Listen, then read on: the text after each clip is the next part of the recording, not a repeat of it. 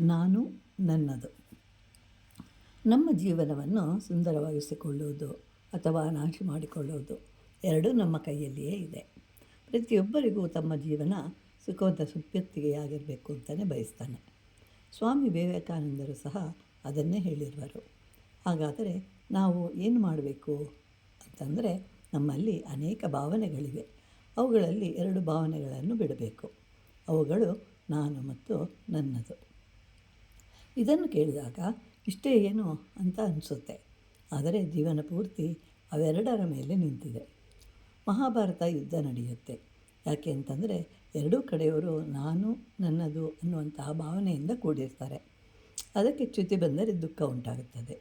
ನಾವು ನಾನು ಎನ್ನುವುದಕ್ಕೆ ಹೆಚ್ಚಿನ ಪ್ರಾಶಸ್ತ್ಯ ಕೊಡದೇ ಇದ್ದರೆ, ಜನಸಾಮಾನ್ಯರೊಂದಿಗೆ ಒಬ್ಬರಾಗಿ ಇದ್ದಾಗ, ಇತರರಿಗೆ ಸಮಾನವಾಗಿ ಬಾಳಿದಾಗ ಅವರಿಗೆ ನಿಮ್ಮ ಮೇಲೆ ಗೌರವ ಹೆಚ್ಚಾಗುತ್ತೆ. ಆದ್ದರಿಂದ ನಾವು ನಾನು ಅನ್ನೋದಕ್ಕೆ ಹೆಚ್ಚಿನ ಸ್ಥಾನ ಕೊಡಬಾರದು. ಎಷ್ಟು ಬೇಕೋ ಅಷ್ಟನ್ನು ಮಾತ್ರ ಕೊಟ್ಟಾಗ ಜೀವನ ಸುಖಮಯ. ಒಬ್ಬ ರಾಜ ಆಗ ತಾನೇ ಪದವಿಯನ್ನು ಗಳಿಸಿರ್ತಾನೆ. ಇನ್ನೂ ಚಿಕ್ಕ ವಯಸ್ಸು, ದೊಡ್ಡ ರಾಜ್ಯ, ಅಧಿಕಾರ, ಹಣ ಎಲ್ಲವೂ ಇತ್ತು. ಇದರಿಂದ ಅಹಂಕಾರ ಬಂತು. ನಾನೇ ದೊಡ್ಡ ರಾಜ, ಆದ್ದರಿಂದ ಎಲ್ಲರೂ ನನ್ನನ್ನು ಗೌರವಿಸಬೇಕು ಅಂತ ಹೇಳಿ ಮುಖ್ಯವಾದ ಬೀದಿಯಲ್ಲಿ ಅವನದೇ ಒಂದು ವಿಗ್ರಹವನ್ನು ಮಾಡ್ತಾರೆ.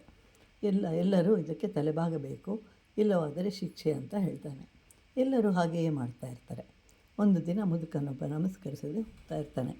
ಕೂಡಲೇ ರಾಜಭಟರು ಅವನನ್ನು ಬಂಧಿಸ್ತಾರೆ. ರಾಜನ ಬಳಿಗೆ ಬರ್ತಾನೆ. ರಾಜ ಮುದುಕನನ್ನು ಕೇಳ್ತಾನೆ, ಏಕೆ ಹಾಗೆ ಮಾಡಿದೆ ಅಂತ.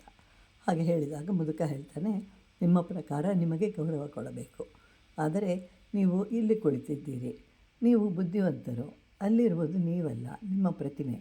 ಹೇಗೆ ಕೂದಲನ್ನು ಕತ್ತರಿಸಿದ ಬಳಿಕ ಅದನ್ನು ಎಸೆಯುತ್ತೀರೋ ಹಾಗೆ ಅದು ಸಹ.